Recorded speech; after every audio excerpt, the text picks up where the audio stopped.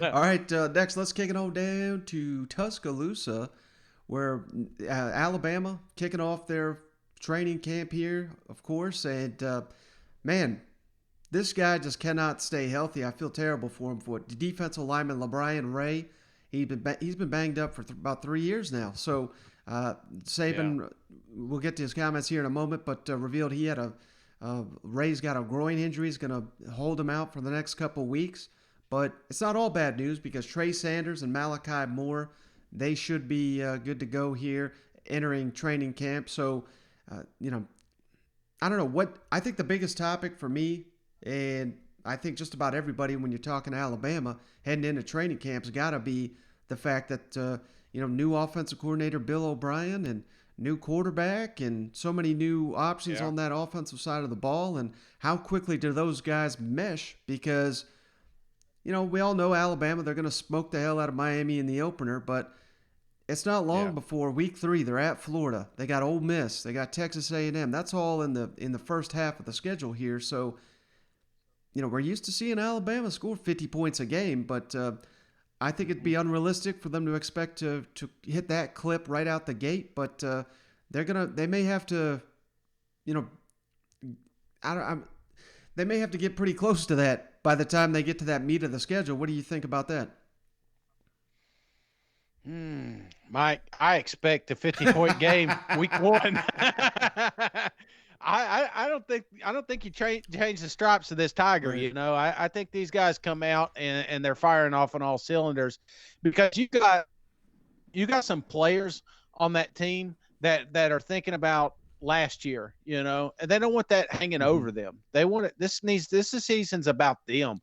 You got a Bill O'Brien that wants to open up an offense. He's coming off a terrible season in the NFL. He wants to make a good name for himself. So I expect a high potent offense again this year from Alabama, and I think we see it week one. Okay. Well, hey, I think Saban's right there with you because he was asked, of course, what's it like having all these former head coaches coming in and out of your program. Of course, he's no stranger to having that done. Now it's just Bill O'Brien and Doug Marrone from the NFL ranks. So it's kind of an interesting, talking point heading into camp and on how Bill O'Brien is, based on what he's seen so far, really effective teacher of the game. Good morning, Coach. What's the key to making it work when you're hiring former head coaches who are kind of used to doing things their own way, being the boss? Well, I think that one of the first sort of steps in us being a team is that everybody has to buy into the principles and values of the team and the level of commitment and the standard that we want to try to achieve. And so everybody has to buy in and make a commitment to those things. And when I said, earlier, coaches and players alike, that's exactly what I mean. And so far that's not been a problem. Those coaches have worked out very, very well. They've worked hard to try to do things the way we do them at Bama, and I think I wouldn't think that any players, really recognize anything different from at least a mindset of how we try to do things, how we want to do things, how we try to hold people accountable to do things the right way, and how they've tried to work hard to implement that. Hey, Coach. Just want to ask you about Bill O'Brien. Now that you've seen him in practice and in meetings, just what have your impressions been of him up to this point? Yeah, I think Bill's done a really good job. First off, he's a good teacher. And, I think when you're a good coach, you're a good coach all the time.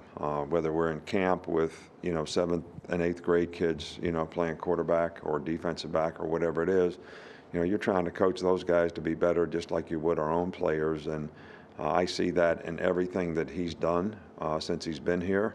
I think the players have responded well to the coaches on offense. And, so I think there's nothing but positives. Now, we haven't been through a game yet together, and I think all these things are sort of a work in progress as you go, as they find out what your expectation is and then how they respond to it. But so far, they've responded in a positive way to each and everything we've asked them to do. All right, Shane. So, I mean, not a ton to come out of Nick Saban here from just the intro of the presser here, but I really thought these comments on Bill O'Brien kind of stood out to me because, again, I know you're high on him, but that's kind of the, and I say question mark, but remember last year we had on Clint Lamb, and we asked him about, what's the weakest point of Alabama, and he's like, well, the punter. Like, to me, this is almost the same. It's a continuation of that because we may be sitting here saying, well, is this guy that has been a head coach at Penn State and Houston Texans, and he's been working with Bill Belichick, how qualified is he to run Alabama offense? But he's going to have more talent than anybody he faces with. So it's a good problem to have, but maybe I'm just seeing a little tiny, there's a little crack in the dam, and I'm trying to make it a huge geyser here for the rest of the SEC. Maybe I'm reading too much into it. Yeah, I think you are, Mike. And let me tell you why. Because when again, back to the NFL, Bill O'Brien, as watching him there at Houston, there for a little bit, he got away from calling the plays. And I think that was part of the problem with the Texans.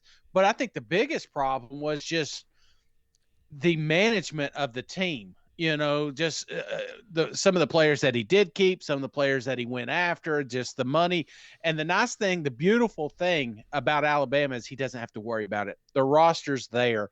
All he has to do is put those guys in the right place, keep the offense humming, and that's something that he is good at doing. And my biggest thing with him is it's not like he's going against multiple Alabama teams. There's going to be a couple of teams on the schedule that have as much talent as Alabama, but he's always gonna have the upper hand pretty much. And I just think giving Bill a clean slate and a fresh roster of NFL talent, I think they thrive, man. Well, one of the teams that projects to be their toughest competition. Let's jump it on down to College Station.